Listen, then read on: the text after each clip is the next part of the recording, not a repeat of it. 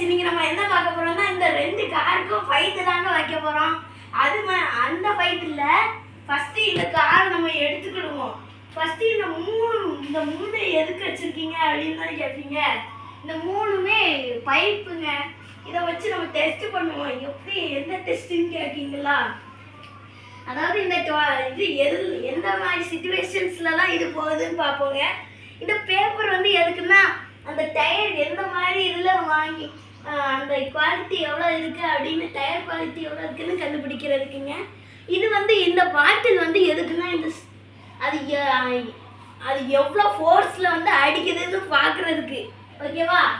First நான் இந்த காரை சூஸ் பண்ணியிருக்கேன். இந்த கார் பிடிச்சிருக்கிறவங்களுக்குலாம் கமெண்ட்டில் வந்து ரெட் கலர் ஹார்ட்டை கமெண்ட் பண்ணுங்க. அதே மாதிரி நம்ம சேனலையும் சப்ஸ்கிரைப் பண்ணிக்கோங்க. ஓகேவா? ஃபஸ்ட்டு இந்த காரை ஆன் பண்ணிக்கலாம். ஓகே, ரிமோட்டையும் ஆன் பண்ணணுங்க. இப்போ ஆன் பண்ணியாச்சு. இப்போ ஃபஸ்ட்டே ஆரம்பிச்சாச்சு. இந்த பைப்பில் வந்து அந்த கார் வந்து ஒரே ஒரு பைப் தாங்க தாண்டிச்சு. சரி, இந்த பைப்பு கொஞ்சம் ஓரத்தில் அடிக்க வச்சுட்டு அடுத்ததான் இந்த பேப்பரில் ஆரம்பிக்கலாம் பார்த்தேங்க. பேப்பரில் ஆரம்பித்தா பின்னால் பேக் வச்சுருந்த பைப்பு.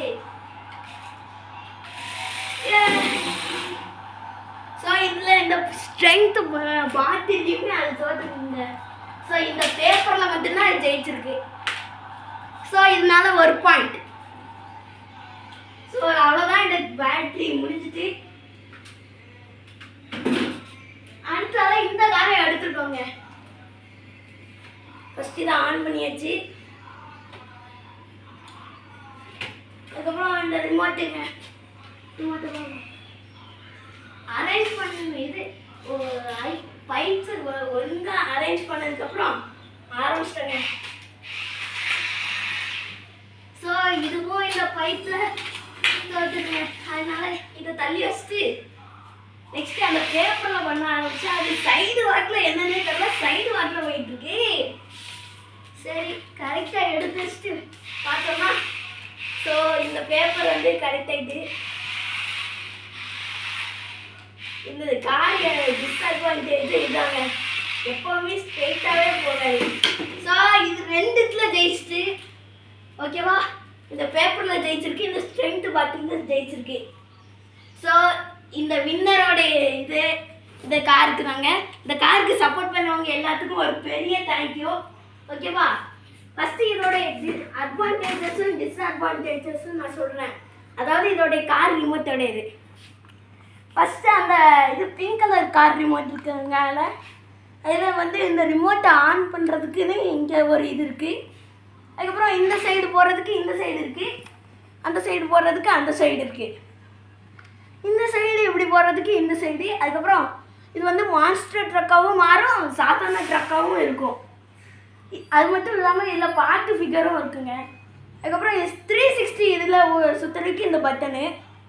அதுக்கப்புறம் இது செட்டிங்ஸ் மாதிரி கொடுத்துருக்காங்க. இதை நீங்கள் அமைக்கி பார்த்தீங்கன்னா அது வந்து பைத்தியம் மாதிரி சுற்றிட்டு இருக்கோம். ஸோ அவ்வளோதான் இதோட அட்வான்டேஜ்.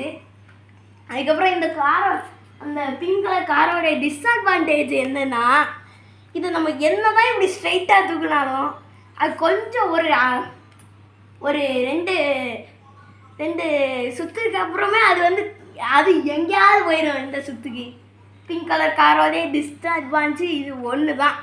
ஓகேவா? ஸோ இதுக்கப்புறம் இந்த ரிமோட்டை வச்சுட்டு இந்த ப்ளூ கலரில் ரெண்டு ரிமோட்டு தான். ஒன்று இந்த 2 ஆப்ரேட்டர்ஸு, அதுக்கப்புறம் இந்த டெமோ, அதுக்கப்புறம் டிஃபார்மேஷன். ஸோ இந்த டிஃபார்மேஷன் பட்டன் எதுக்குடா அப்படின்னு தானே கேட்பீங்க. இந்த டிஃபார்மேஷன் பட்டன் எதுக்குன்னா அந்த கார் வந்து ரோபோட்டாகவும் மாறும், காராகவும் டிரான்ஸ்ஃபார்ம் ஆகும். அதாவது நம்ம டிரான்ஸ்ஃபார்மர்ஸ் படம் பார்த்துருப்பீங்களா, அந்த மாதிரி.